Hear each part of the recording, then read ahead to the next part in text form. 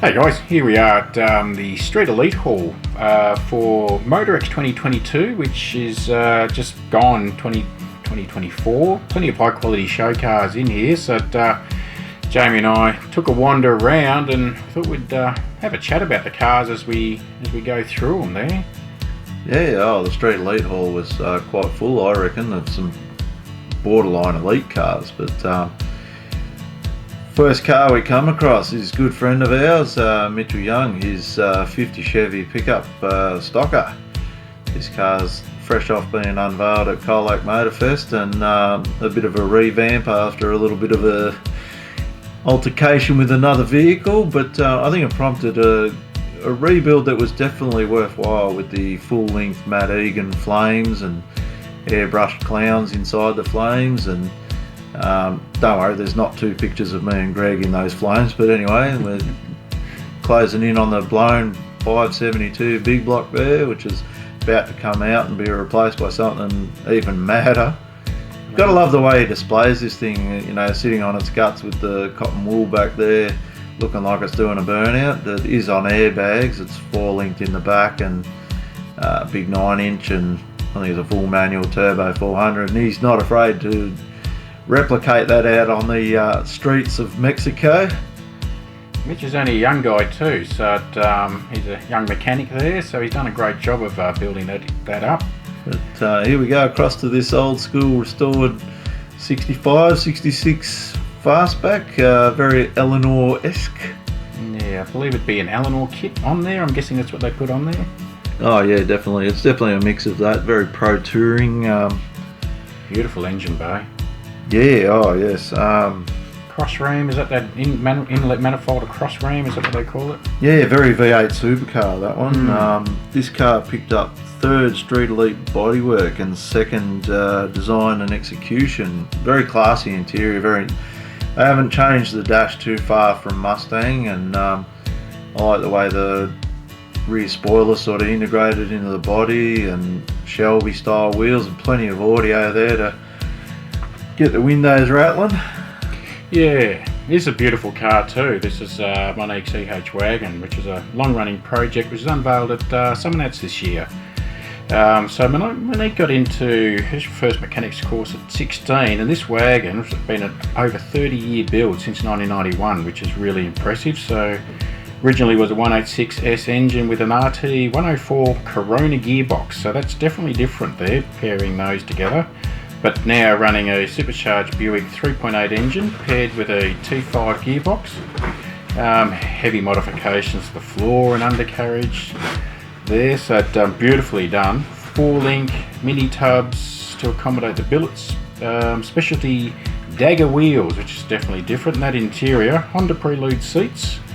57 Chev dash and decoded digital gauges, so that's a real mix of old and new there. Yeah, and would I be wrong in saying, I mean, you can tell the tailgate's definitely been trimmed there, but it seems like around the windows and the top of the tailgate there would normally be body colour, but they've taken the time and the extra effort to paint or trim those sections. Obviously we're not allowed to touch the cars, so we're not really sure, but yeah, it's definitely those added little details, and the carpet fits amazing. Look at it, it's just, yeah.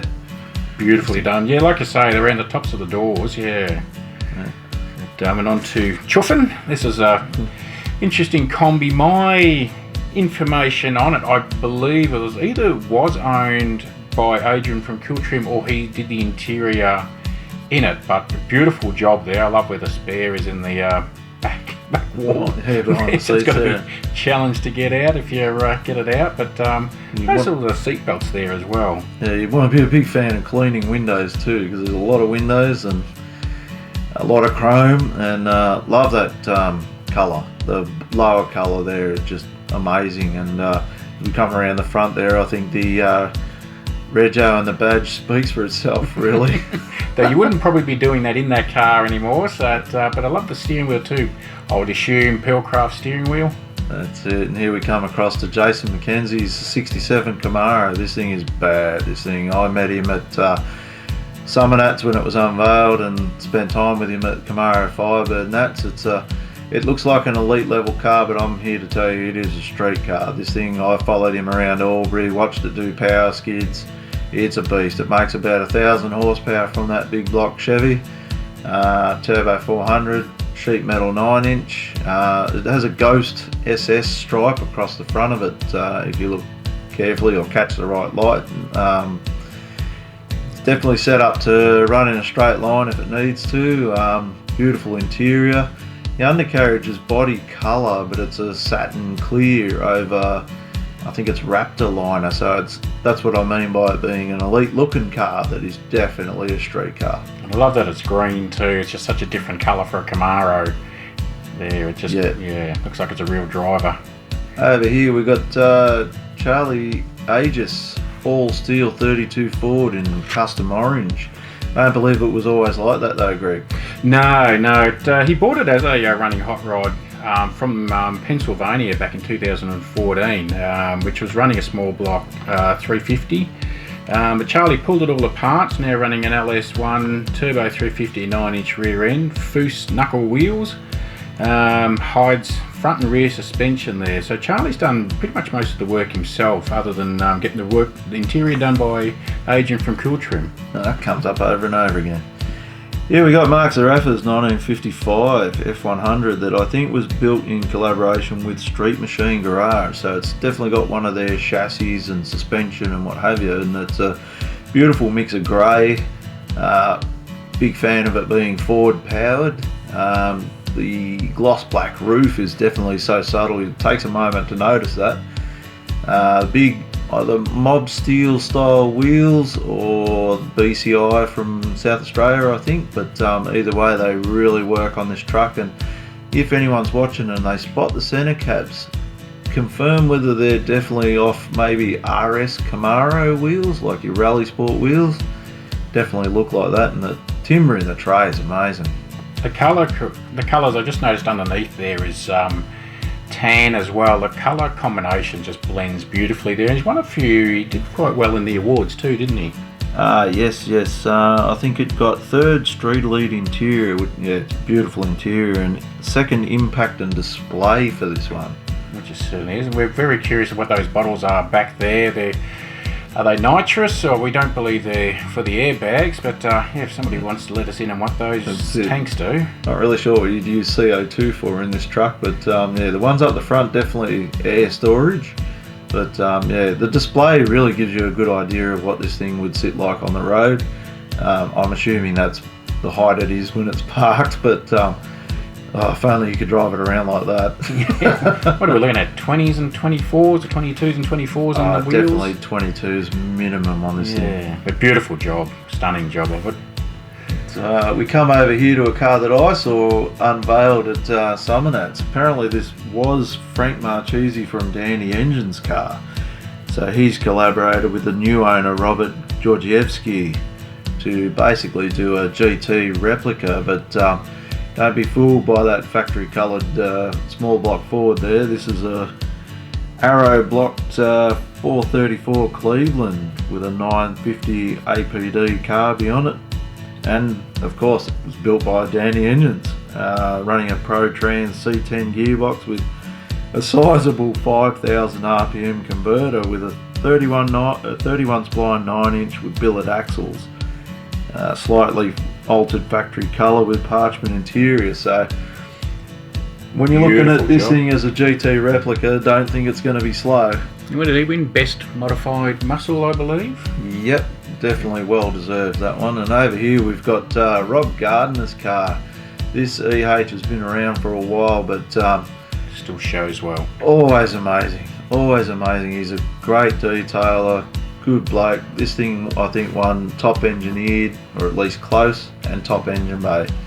We don't have a lot of information on this Valiant. It's missing the indicators possibly on the top of the front guard, so we don't know whether it's a VG or not.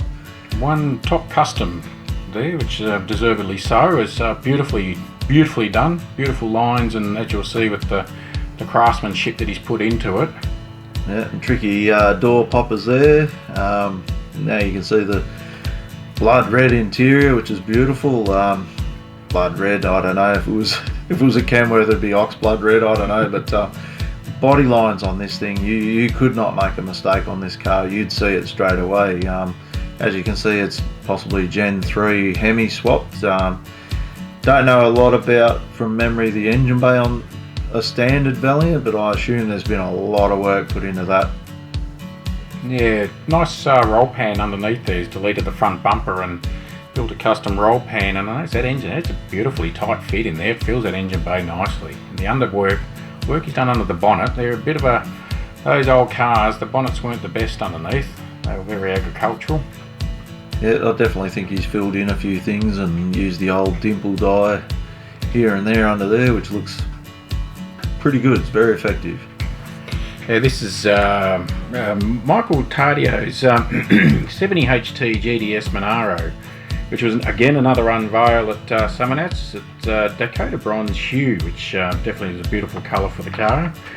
Combo Banshee wheels, so something a bit different there. It's running a 434 cubic inch Pavtec small block Chev, so with a turbo 400 and full floater 9 inch, and done a beautiful job. Kept the engine bay black, I noticed, which is a nod back to the original factory colour, but glossed it up. So it looks like it's got billet bonnet hinges there, and yeah, it's got the factory stripes, all the badges and chrome looks great. And the interior for this, I really couldn't tell whether it was leather or not, but whatever it is, the materials in there are definitely upmarket from standard, and the fit and finish, it just looked like a nice place to be when you're driving it, that's for sure. He's kept it the tradition beautifully there. Yep. This Corolla here, I reckon this is a second sort of reincarnation for this car. It's Scott Bryant's Corolla. Bryant's Corolla, yeah. 74, I believe, is the year.